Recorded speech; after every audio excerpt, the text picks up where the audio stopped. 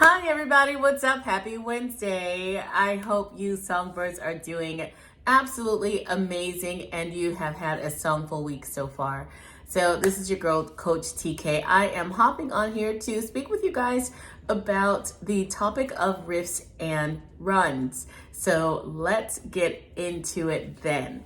Now, your riffs and runs, the reason that this topic came up, besides it being one of the most popular topics that are running across my VoiceTrain students. Everyone wants to know how to do those beautiful riffs and runs that we hear some of our favorite singers like Beyonce and Ariana Grande. We hear them doing some amazing riffs and runs, and people want to sing like that. It's a beautiful way to embellish your voice and really add flair and personality to your style. Now, I had a student who sent me a video, and this was a video of some people. I think it perhaps may have been in India. I'm not 100% sure. It could have been Middle Eastern.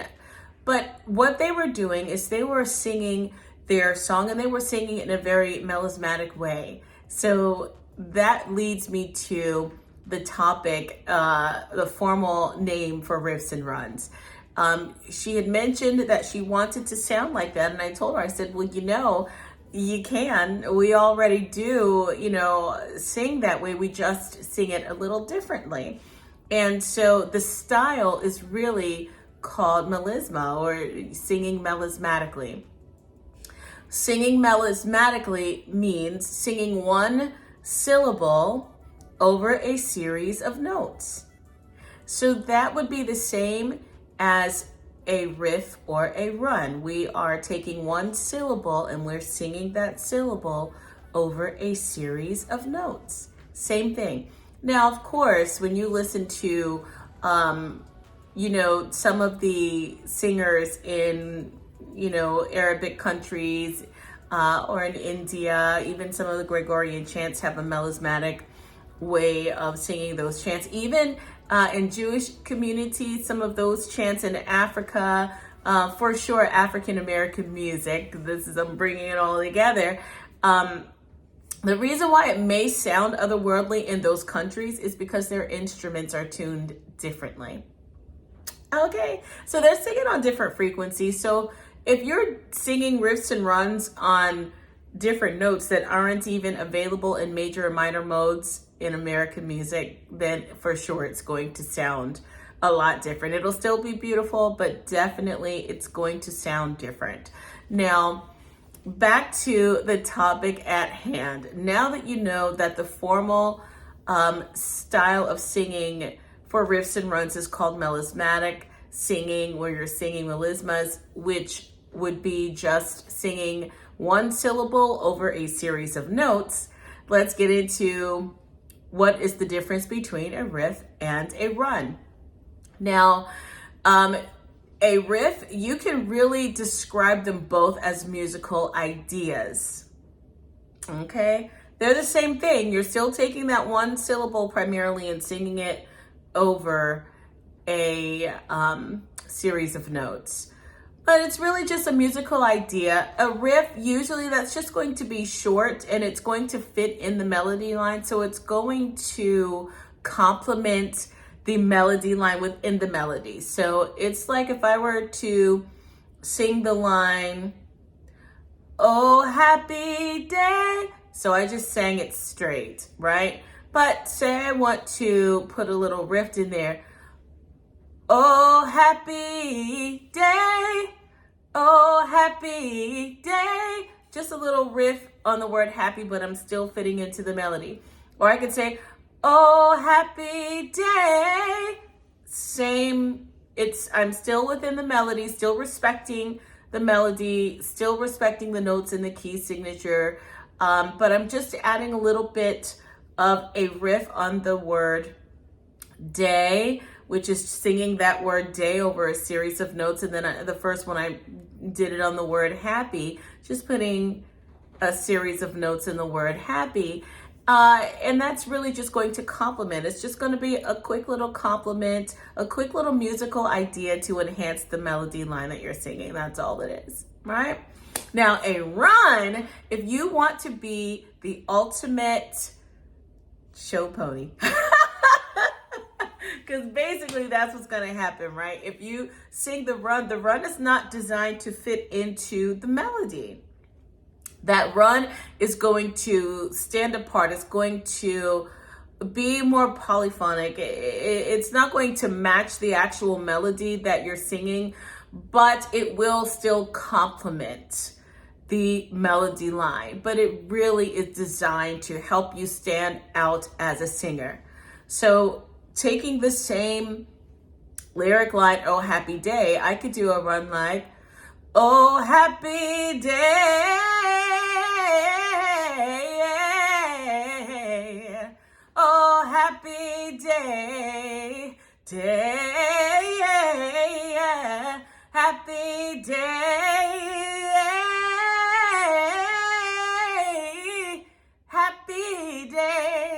So anyway, those runs, I'm just ad-libbing right now, but if you get the picture, it's not just simply singing, "Oh, happy day." It's happy and then singing on a longer series of notes that may not even fit the melody that I was singing, but still complements. So, is singing this way as complicated as singers make it? No, not at all. Now, a few things that you want to keep in mind. Number one, I always like to start off by knowing what vowels I will be singing on. I think that's important because in order to still have the tone clarity, in order to have flexibility and agility, you want to make sure that you are using the right embouchure. So we're still all about vowels. VoiceTrain songbirds, y'all know what's up. We stay on the vowel train, and those vowels really make or break everything that you're singing, because remember, vowels are going to open up the sound, and vowels will really be the way that you manage the sound, if that makes sense. The second thing is, what is if you want to do a riff, what's the timing? Do you have enough time for a long one? Or you just want to make sure you're cognizant of the timing, because you don't want to make a riff that doesn't fit the timing. It might be too long for the timing, okay? So just consider that. That's just something to think about. It's not anything to ponder on, really, because primarily as you're practicing these things, you'll be able to have more control over how short or long. Now, thirdly, when you're considering your riff or your run, you want to consider, are you going to sing this on a scale? Or are you just going to do some funky little ad-libs? And I say, let's practice on a scale just to get you comfortable with it. I know for sure some singers might even be comfortable singing up the scale, but not down the scale. And a quick and easy way to learn how to do riffs is to choose the scale that you want to sing on, and then practice singing it going upstairs, and then practicing it coming back downstairs. So let's get into it then. Okay, so we're going to be here in the key of C. Super easy. It's not anything too complicated. And why don't we just put you on the pentatonic? Oh, it'll help if my keyboard was on. It would really help. All right. All right. Okay. So we're just going to be on those 5 notes. Now, we can practice this going up just so that you can get comfortable with singing notes in this order. And what I like to do is I like to teach these pitches by numbers first, because it is easier to sing the pattern that way. So, in the key of C, just 1, 2, 3, 4, 5. Okay. Now I know some people do struggle with singing that 5 and still having it nice and open and clear, and that's okay. You can sing it as fa, and it will still give you the effect. But let's practice, guys. You be right here, girls. 1, 2, 3, 4. 1, 2, 3, 4, fa. 1, 2, 3, 4, fa. Okay.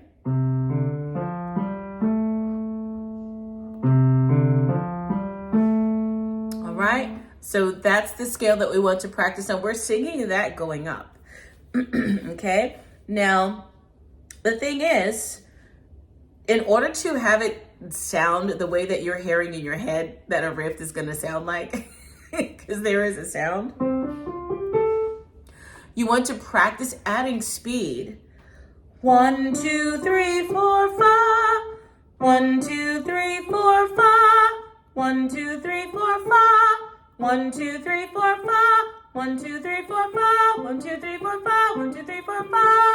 Right? 1, 2, 3, 4, fa. Ah, na. Oh, yeah. Ooh. Now, here are some of the characteristics. It's quick, right? Very agile, flexible. You can hear each pitch in there that I'm singing on, right? And every note has a nice timbre to it. I mean, for as best as it can be. So you can make those distinctions, and you can now apply that 1, 2, 3, 4, 5 system to vowel sounds that I just made.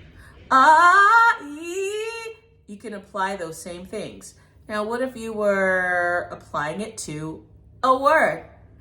I love you. I need you. I'm just making that up, but do you see where we're going there? Just a nice little riff, right? Okay, very good. So you get the hang of it, put it in practice, put it in use. Now, what about practicing singing backwards? Someone may be saying, well, you know, I do find it easy to sing it going forward, but I can't do it. I can go upstairs. I can't go downstairs. I had to adjust. My camera was about to fall. I don't want that to happen. But some of you might be used to perhaps going upstairs, maybe not just coming downstairs. So why don't we practice the same scale, just going backwards? 5,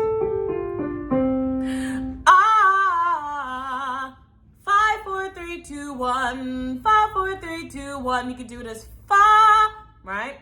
5, 4, 3, 2, 1. 5, 4, 3, 2, 1. 5, 4, 3, 2, 1. Right? 5, 4, 3, 2, 1, and add some more speed to it. 5, 4, 3, 2, 1. 5, 4, 3, 2, 1. 5, 4, 3, 2, 1. 5, 4, 3, 2, 1. 5, 4, 3, 2, 1. Making sure you're pronouncing each one. Ah, ah, ah, ah, ee, oh, eh, ooh, right? Now, now, ow, right? It's practice. So we're just going up and down, up and down. Now, now, ow, up and down. No, oh, I love you. See what I did there? Put it in practice, put it in use. You can practice this. This is simple. This is just on the C major pentatonic. This is just a simple little exercise that you can do to just practice singing little riffs.